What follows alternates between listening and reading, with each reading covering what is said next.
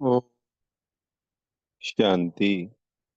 आज 24 सितंबर 2024 के महावाक्यों में प्यारे मीठे बाप दादा ने कहा, मीठे बच्चे, तुम जितना समय बाप की याद में रहेंगे उतना समय कमाई ही कमाई है।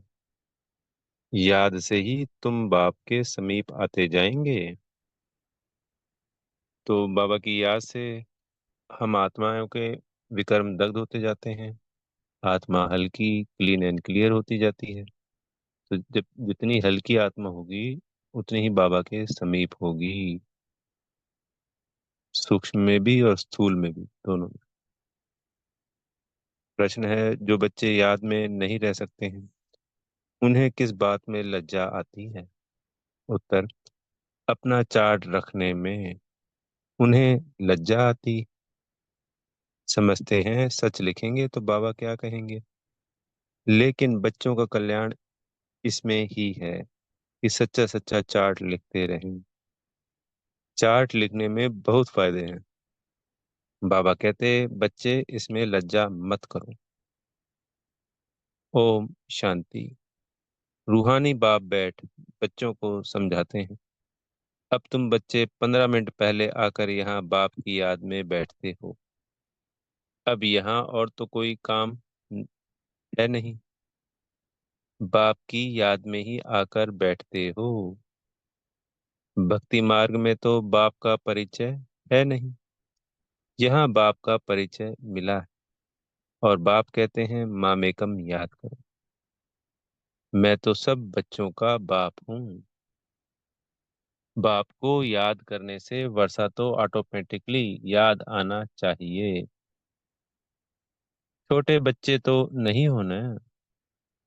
भल लिखते हैं हम 5 मास व 2 मास के हैं, परंतु तुम्हारी कर्मेंद्रियां तो बड़ी हैं। तो जब ज्ञान में चलते हैं वो समय लिखा है कि 5 मास के 2 मास के हैं।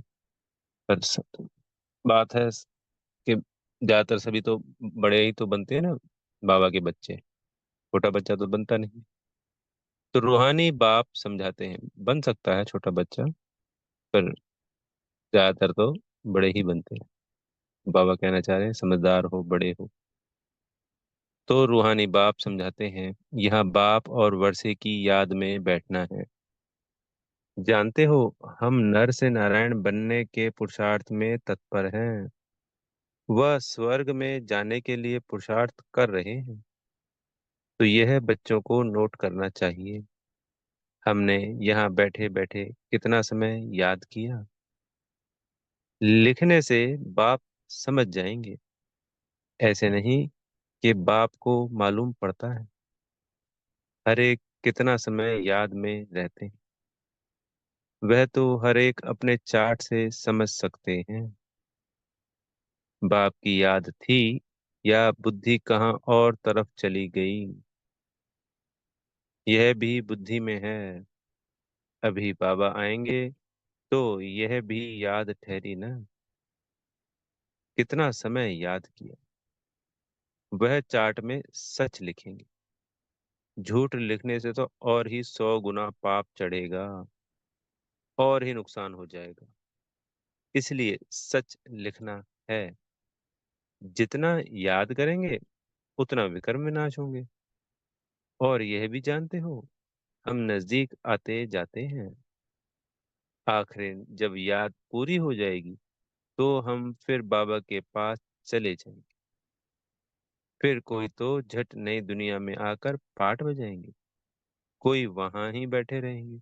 यानी जब सभी आत्माएं परम धाम चली जाएगी तो अपने नंबरवार आएंगी। तो कुछ तो हाथों हाथ गए ऊपर और वापस नीचे आ गई। और कुछ जो भी उनका समय होगा, उनके अगर 1 जन्म कम है, 2 जन्म कम है, तो अपने समय अनुसार धरती पे आएंगे। वहां कोई संकल्प तो आएगा नहीं। वह है ही मुक्ति धाम, सुख दुख से न्यारा। सुख धाम में जाने के लिए अब तुम पुरुषार्थ करते हो। जितना तुम याद करेंगे उतना विकर्म विनाश होंगे। याद का चार्ट रखने से ज्ञान की धारणा भी अच्छी होगी। चार्ट रखने में तो फायदा ही है। बाबा जानते हैं याद में ना रहने के कारण लिखने में लज्जा आती है। बाबा क्या कहेंगे? मुरली में सुना देंगे। बाप कहते हैं इसमें लज्जा की क्या बात? दिल अंदर हर एक समझ सकते। हम याद करते हैं, वह नहीं। कल्याणकारी बाप तो समझाते हैं, नोट करेंगे तो कल्याण होगा।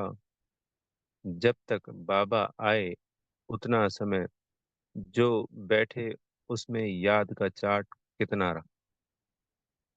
फर्क देखना चाहिए। प्यारी चीज को तो बहुत याद किया जाता है। कुमार कुमारी की सगाई होती है तो दिल में एक दो की याद ठहर जाती, फिर शादी होने से पक्की हो जाती। बिगर देखे समझ जाते हमारी सगाई हुई है। अभी तुम बच्चे जानते हो कि शिव बाबा हमारा बेहद का बाप है। भल देखा नहीं है, परंतु बुद्धि से समझ सकते हो। वह बाप अगर नाम रूप से न्यारा है तो फिर पूजा किसकी करते हो? याद क्यों करते हो? नाम रूप से न्यारी बेअंत तो कोई चीज होती नहीं। जरूर चीज को देखा जाता है, तब वर्णन होता है। आकाश को भी देखते हैं ना, बेअंत कह नहीं सकते। भक्ति मार्ग में भगवान को याद करते हैं। हे भगवान तो बेअंत थोड़ी ही है। हे भगवान कहने से तो झट उनकी याद आती है, तो जरूर कोई चीज है। आत्मा को भी जाना जाता है, देखा नहीं जाता है। सब आत्माओं का एक ही बाप होता है, उनको ही जाना जाता है। तुम बच्चे जानते हो, बाप आकर पढ़ाते भी हैं। आगे यह मालूम नहीं था कि पढ़ाते भी हैं। श्री कृष्ण का नाम डाल दिया है। श्री कृष्ण तो इन आंखों से देखने में आता है। उनके लिए तो बेअंत नाम रूप से न्यारा कह ना सके। श्री कृष्ण तो कभी कहेंगे नहीं, माँ में कम याद करो। वह तो सम्मुख है, उनको बाबा भी नहीं कहेंगे। माताएं तो श्री कृष्ण को बच्चा समझ गोद में बिठाती हैं। जन्माष्टमी पर छोटे श्री कृष्ण को झुलाएंगे। क्या सदैव छोटा ही है? फिर रास विलास भी करते हैं, तो जरूर थोड़ा बड़ा हुआ, फिर उनसे बड़ा हुआ, फिर क्या हुआ, कहाँ गया, किसको भी पता नहीं। सदैव छोटा शरीर तो नहीं होगा ना। कुछ भी ख्याल नहीं करते। यह पूजा आदि की रस्म चली आती है। ज्ञान तो कोई में है नहीं। दिखाते हैं श्री कृष्ण ने कंसपुरी में जन्म लिया। अब कंसपुरी की तो बात ही नहीं, कोई का भी विचार नहीं चलता। भक्त लोग तो कहेंगे श्री कृष्ण हाजिरा हुजूर है। फिर उनको स्नान भी कराते, खिलाते भी हैं। अब वह खाता तो नहीं, रखते हैं मूर्ति के सामने और खुद खा लेते हैं। यह भी भक्ति मार्ग हुआ ना। श्री कृष्ण जी पर समझ आएंगे, श्रीनाथ जी पर इतना भोग लगाते हैं, वह तो खाता नहीं, खुद खा जाते हैं। देवियों की पूजा में भी ऐसे करते हैं, खुद ही देवियां बनाते हैं। उनकी पूजा आदि कर फिर डुबो देते हैं। जेवरात आदि उतार कर डुबोते हैं। फिर वहां तो बहुत रहते हैं, जिसको जो हाथ में आया वह उठा लेते हैं। देवियों की ही जास्ती पूजा होती है। लक्ष्मी और दुर्गा दोनों की मूर्तियां बनाते हैं। बड़ी मम्मा भी यहाँ बैठी है ना, जिसको ब्रह्मपुत्रा भी कहते हैं। समझेंगे ना कि इस जन्म और भविष्य के रूप की पूजा कर रहे हैं। तो इस जन्म में ब्रह्मा बाबा हो गए, तो ब्रह्मपुत्र नदी उन्हीं का यादगार है। तो जो गंगा सागर की कल बात हुई थी, गंगा सागर का जो मेला लगता है, तो वहां पे भी गंगा जी भी मिलती है, ब्रह्मपुत्रा भी सागर में जाके मिलती है। और श्री कृष्ण के रूप में उनकी पूजा तो पूरे विश्व में होती है। शिव बाबा के बाद ज्यादा पूजा उन्हीं की होती है। कितना वंडरफुल ड्रामा है। ऐसी ऐसी बातें शास्त्रों में आ ना सके। यह है प्रैक्टिकल एक्टिविटी। तुम बच्चों को अब ज्ञान है, समझते हो सबसे जास्ती चित्र बनाए हैं आत्माओं के। जब रुद्र यज्ञ रचते हैं तो लाखों शालिग्राम बनाते हैं। देवियों के कब लाखों चित्र नहीं बनाएंगे? वह तो जितने पुजारी होंगे उतनी देवियां बनाते होंगे। वह तो एक ही टाइम पर लाख शालिग्राम बनाते हैं। उनका कोई फिक्स दिन नहीं होता, कोई मुहूर्त आदि नहीं होता। जैसे देवियों की पूजा फिक्स टाइम पर होती है। सेठ लोग को तो जब ख्याल में आएगा कि रुद्र या शालिग्राम रचें तो ब्राह्मण बुलाएंगे। रुद्र कहा जाता है एक बाप को, फिर उनके साथ ढेर शालिग्राम बनाते हैं। वो सेठ लोग कहते हैं इतने शालिग्राम बनाओ। उनकी तिथि तारीख कोई मुकर्रर नहीं होती। ऐसे भी नहीं कि शिव जयंती पर ही रुद्र पूजा करते हैं। नहीं, अक्सर करके शुभ दिन बृहस्पति को ही रखते हैं। दीपमाला पर लक्ष्मी का चित्र थाली में रखकर उनकी पूजा करते हैं, फिर रख देते हैं। वह है महालक्ष्मी। युगल है ना। मनुष्य इन बातों को जानते नहीं। मनुष्य इन बातों को तो जानते ही नहीं। लक्ष्मी को पैसे कहाँ से मिलेंगे? युगल तो चाहिए ना। तो यह लक्ष्मी नारायण युगल है। नाम फिर महालक्ष्मी रख दे। देवियां कब हुई, महालक्ष्मी कब होकर गई, ये सब बातें मनुष्य नहीं जानते हैं। तुमको अब बाप बैठ समझाते हैं। तुम्हारे में भी सबको एक रस धारणा नहीं होती। बाबा इतना सब समझाकर फिर भी कहते हैं शिव बाबा याद है, वर्षा याद है, मूल बात है यह। भक्ति मार्ग में कितना पैसा वेस्ट करते हैं। यहाँ तुम्हारी पाई भी वेस्ट नहीं होती है। तुम सर्विस करते हो सॉल्वेंट बनने के लिए। भक्ति मार्ग में तो बहुत पैसे खर्च करते, इंसॉल्वेंट बन पड़ते। सब मिट्टी में मिल जाता है। कितना फर्क है। इस समय जो कुछ करते हैं वह ईश्वरीय सर्विस में बाबा को देते हैं। शिव बाबा तो खाते नहीं, खाते तुम हो। तुम ब्राह्मण बीच में ट्रस्टी हो। ब्रह्मा को नहीं देते हो, तुम शिव बाबा को देते हो। कहते हैं बाबा आपके लिए धोती कमीज लाई है। बाबा कहते इनको देने से तुम्हारा कुछ भी जमा नहीं होगा। जमा वह होता है जो शिव बाबा को याद कर इनको देते हो। फिर यह तो समझते हो ब्राह्मण शिव बाबा के खजाने से ही पलते हैं। बाबा से पूछने की दरकार नहीं है कि क्या भेजूं। यह तो लेंगे नहीं, तुम्हारा जमा ही नहीं होगा। अगर ब्रह्मा को याद किया तो ब्रह्मा को तो लेना है शिव बाबा के खजाने से। तो शिव बाबा ही याद पड़ेगा। तुम्हारी चीज क्यों लेवे? बीके को देना भी रॉन्ग है। बाबा ने समझाया है तुम कोई से भी चीज लेकर पहनेंगे तो उनकी याद आती रहेगी। कोई हल्की चीज है तो उनकी बात नहीं।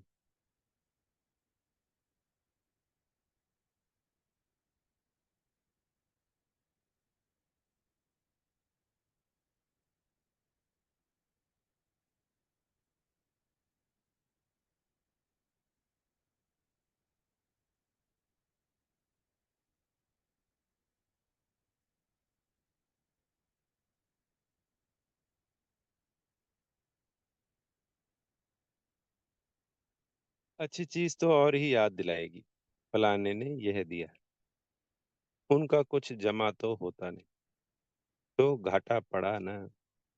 शिव बाबा कहते हैं, मामे कम याद करो, मुझे कपड़े आदि की दरकार नहीं। कपड़े आदि बच्चों को चाहिए, वह शिव बाबा के खजाने से पहनेंगे। भले हमें कोई भी दिल से जो भी हम समर्पित करते हैं धनराशि, कोई वस्तु मान लो सेंटर पे भी देते हैं, तो वो हमें ऐसे कहना है, मन में संकल्प करना है कि बाबा ये आपके लिए है, आपको अर्पण है, आपके भंडारे से है, आपके भंडारे में है। तो मन में जो संकल्प उठे और मन में जो इच्छा हो के देने की, तो उसमें सिर्फ शिव बाबा है। वो वस्तु जिस व्यक्ति विशेष को दे रहे हैं, वो व्यक्ति विशेष याद ना आए बिल्कुल भी। कपड़े आदि बच्चों को चाहिए, वह शिव बाबा के खजाने से पहनेंगे। मुझे तो अपना शरीर है नहीं, यह तो शिव बाबा के खजाने से लेने के हकदार हैं। राजाई के भी हकदार। बाप के घर में ही बच्चे खाते पीते हैं ना। तुम भी सर्विस करते, कमाई करते रहते हो। जितनी सर्विस बहुत, उतनी बहुत कमाई होगी। खाएंगे पिएंगे शिव बाबा के भंडारे से। उनको नहीं देंगे तो जमा ही नहीं होगा। शिव बाबा को ही देना होता है। बाबा आपसे भविष्य 21 जन्मों के लिए पद्म पद्मपति बनेंगे। पैसे तो खत्म हो जाएंगे, इसलिए समर्थ को हम दे देते हैं। बाप समर्थ है न, 21 जन्मों के लिए वह देते हैं। इनडायरेक्ट भी ईश्वर अर्थ देते हैं ना। इनडायरेक्ट में इतना समर्थ नहीं है, अभी तो बहुत समर्थ है, क्योंकि सम्मुख है।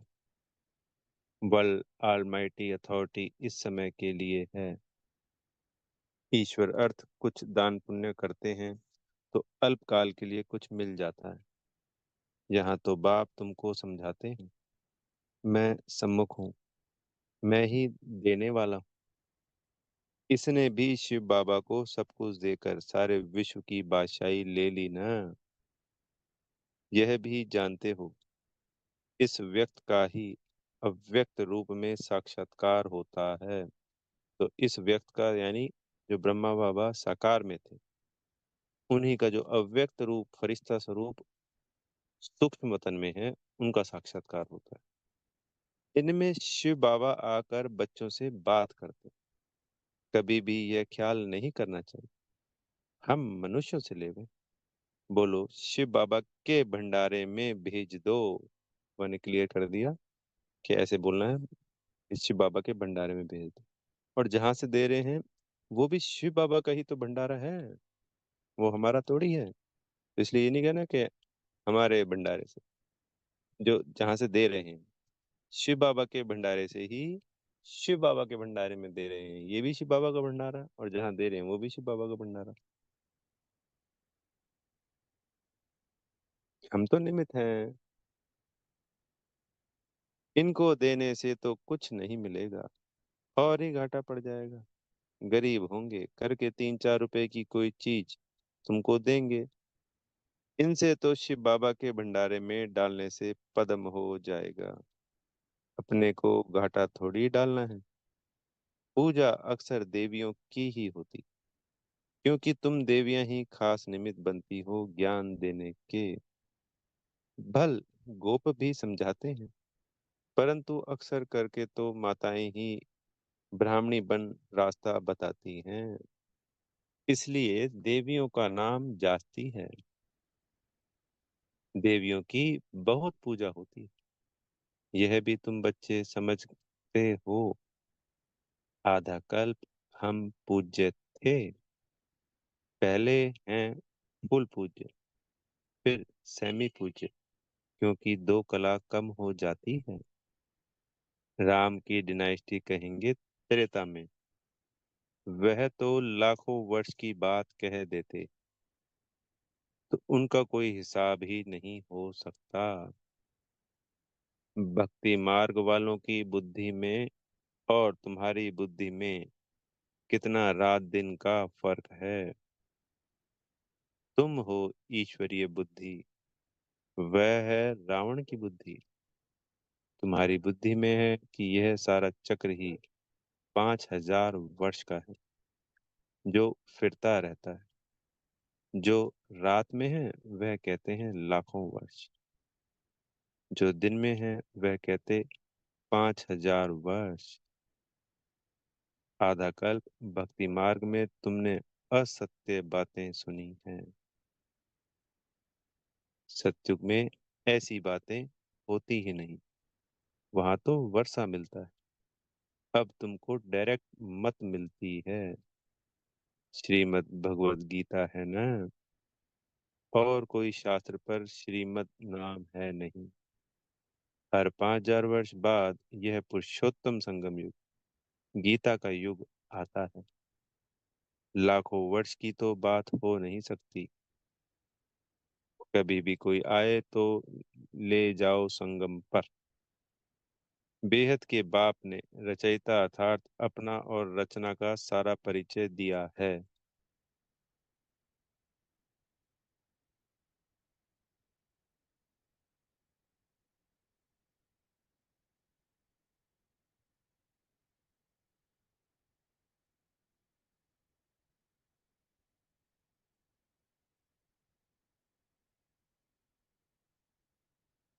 फिर भी कहते हैं, अच्छा, बाप को याद करो, और कुछ धारणा नहीं कर सकते हो। अपने को आत्मा समझ बाप को याद करो। पवित्र तो बनना ही है। बाप से वर्षा लेते हो तो दैवी गुण भी धारण करने हैं। अच्छा, मीठे मीठे सिकीले दे बच्चों प्रति माता पिता बाप दादा का याद प्यार और गुड मॉर्निंग। रूहानी बाप की रूहानी बच्चों को नमस्ते। हम रूहानी बच्चों के प्यारे मीठे रूहानी बाप दादाजी को याद प्यार गुड मॉर्निंग और नमस्ते। धारणा के लिए मुख्य सार में पहला पॉइंट, 21 जन्मों के लिए पद्मों की कमाई जमा करने के लिए डायरेक्ट ईश्वरीय सेवा में सब कुछ सफल करना। ट्रस्टी शिव बाबा के नाम पर सेवा करनी है। दूसरा पॉइंट, याद में जितना समय बैठते उतना समय बुद्धि कहाँ कहाँ गई, यह चेक करना है। अपना सच्चा सच्चा पोता मेल रखना है। नर से नारायण बनने के लिए बाप और वर्षे की याद में रहना है। सतगुरु जी से वरदान मिल रहा है, विस्मृति की दुनिया से निकल, स्मृति स्वरूप रहे। हीरो पार्ट बजाने वाले विशेष आत्मा भव। यह संगम युग स्मृति का युग है, और कलयुग विस्मृति का युग है। आप सब विस्मृति की दुनिया से निकल आए। जो स्मृति स्वरूप है वही हीरो पार्ट बजाने वाली विशेष आत्मा है। इस समय डबल हीरो, एक हीरे समान वैल्यूबल बने हो, दूसरा हीरो पार्ट है। तो यही दिल का गीत सदा बजता रहे कि वह मेरा श्रेष्ठ भाग्य। वाह। जैसे देह का ऑक्यूपेशन याद रहता है, ऐसे ये अविनाशी ऑक्यूपेशन कि मैं श्रेष्ठ आत्मा हूँ याद रहे, तब कहेंगे विशेष आत्मा। स्लोगन है, हिम्मत का पहला कदम आगे बढ़ाओ तो बाप की संपूर्ण मदद मिलेगी। ओम शांति। बेहद का धन्यवाद मेरे प्यारे मीठे बाप दादाजी का।